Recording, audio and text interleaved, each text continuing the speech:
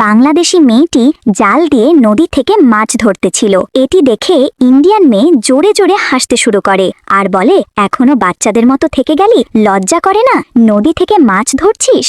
বাংলাদেশি মেয়েটি বলল, আমি বাচ্চাদের মতো হলেও তোর থেকে অনেক কিছু জানি আর অনেক কিছু করতে পারি, যত সব ফালতু কথাকার। এতে ইন্ডিয়ান মেয়েটি বলল, আরে তুই যে ছোট লোক হয়ে এত অহংকার, এটা আমি সাঁতার প্রতিযোগিতার চ্যালেঞ্জের মাধ্যমে বুঝিয়ে দিব। ইনভাইট করলাম, বুকের পাটা থাকলে আছিস?